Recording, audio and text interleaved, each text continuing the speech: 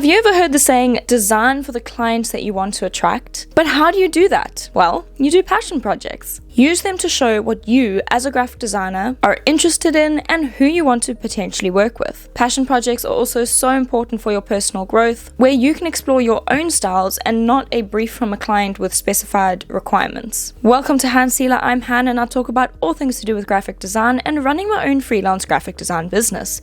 And today we're talking about the power and importance of having your own passion projects alongside your graphic design clients. As a full-time freelance graphic designer, I do work a lot, and I work with a lot of different clients at the same time, and I have to juggle all of these different projects. And sometimes it can get pretty crazy. But when I onboard a new client, oftentimes they will tell me why they specifically chose me, or if there was a certain project that sparked their interest that made them want to work with me. And 80% of the time, it's because of the passion projects that I do, or they saw a YouTube video of me creating a passion project, and that's what made them reach out on my website. So no matter how busy I get, no matter how overwhelming it can be, I always make time for passion projects, because that is where I discover what I enjoy working on. It's where I can hone in my skills and learn new skills without any pressure of having a client overseeing it and giving their feedback. This is a place for me to play and grow and attract my ideal clients to work with. With all of that in mind, I feel that I haven't created a passion project in quite a while, and it's time for me to make a little something for me.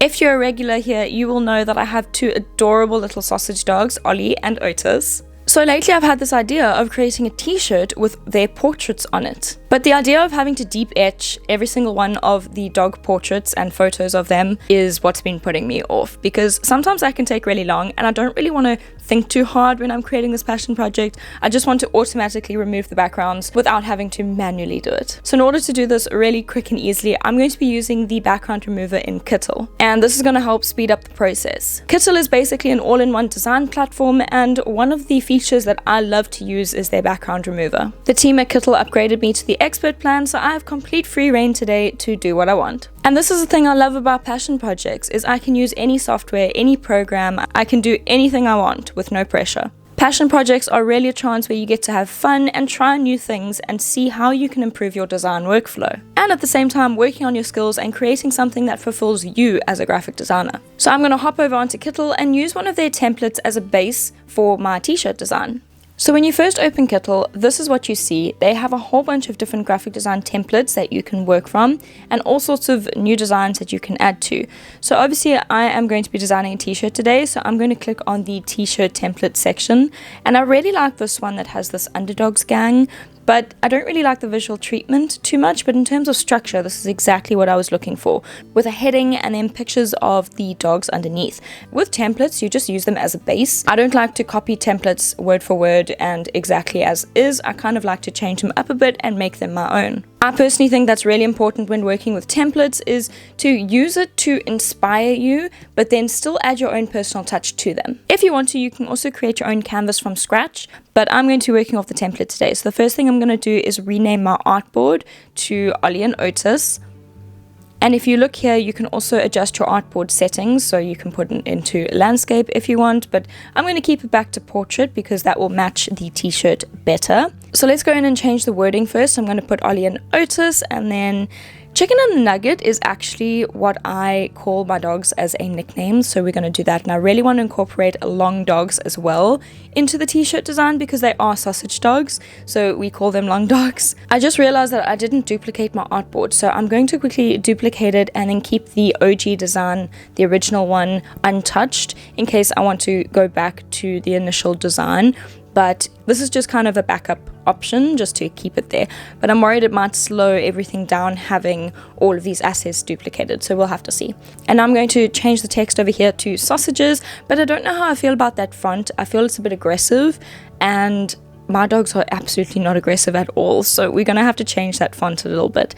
But let's go through all these fonts. Kittl also has like over 1,000 design fonts that are actually integrated into the advanced editor. So there's a whole bunch of fonts that are readily available. So let's adjust the word sausages over here. It's really cool if you click transform on your text, because it actually adds anchor points, and I can actually pinpoint and direct select the anchor points in order to manipulate the typography, which I haven't actually seen on another software like this. My dogs are actually French. They're born and raised in France, so I'm going to change the colors to the French flag, which is red, white, and blue, so it can have that French twang on the t-shirt design. So I'm really liking how this is looking right now. And in the meantime, I'm also going to drag and drop in all the images of my dogs. Now, I'm not going to manually show you all of that. So boom, all the images are uploaded, and we are removing the background by using their AI background remover, and it happens pretty much instantly, which is really nice. With Kittl's background remover, you can remove the background of images really quickly,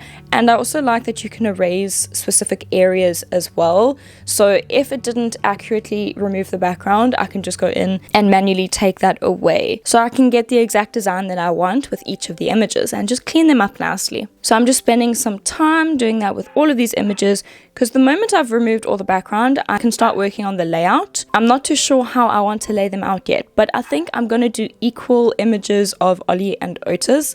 Probably like 4 of Ollie and 4 of Otis, so that's 8 in total. But depending on the layout, we will have to see what works. Oh, this is looking so cute. Oh my gosh, I love these little doggos. I'm definitely going to have to get this printed on a t-shirt at some stage, because, I mean, how can I not? So I'm just doing some rearranging and maneuvering and sending to the back and the front. I really like this one of Otis with the hand, except having a human hand in it is also quite distracting because it'll be the only hand, so I don't know if I want to put that image in. So let's take that one out, and now I'm just trying to play. They have these really cool lightning bolts in the back of the template, but I don't know if I want to see them all coming through, so I'm just going to transform those around, maneuver them, and look back at these fonts, see if I want to change anything there. It's really fun working on passion projects because there's no pressure, which is so nice. The only people I have to please will be Ollie and Otis. I also have this idea of kind of adding like smoke or like a blur behind them, but obviously I have to recolor this because it only comes in pink, so I want it to be kind of like a bluish color. But I'm going to drop the opacity really low so it's not too distracting, but it's still got a bit of that blue coming through behind. And I'm just going to get another different shape and put that behind Otis's ear, because his ear is actually disappearing. So this will just help illuminate it a little bit. I think that looks pretty good. I think this design will only particularly work if it's on a black background, but let's go. Okay, so I've just saved it and double checked that it was saved, so I've reopened it now and it's correct. I'm going to export this quickly. You can see here it's originally on 72 dpi, so I'm going to change that to 300 dpi because it will be printed, and that is the best resolution for print. I'm also going to save it as a PNG and remove the background so I can place it onto a mock-up. Kittl actually has a built-in mock-up station as well, so I literally just say create mock-up and it brings up all these different mock-ups and you can place your design on it, which is really cool. So we're going to download it and boom, look at that. That looks so good. I'm really loving that. Okay, they also have all these different ones on the left-hand side here if you type in t-shirt, so let's just play and fiddle and see what happens here. That's looking really good.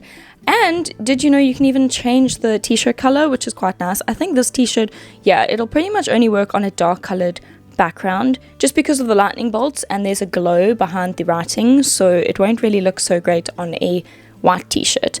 Okay, on second thoughts, as soon as I saw this mock-up, I realized that I've got long dogs really large and chicken and the nugget really small, so I'm just going to swap those over quickly and put long dogs at the top because it makes more sense.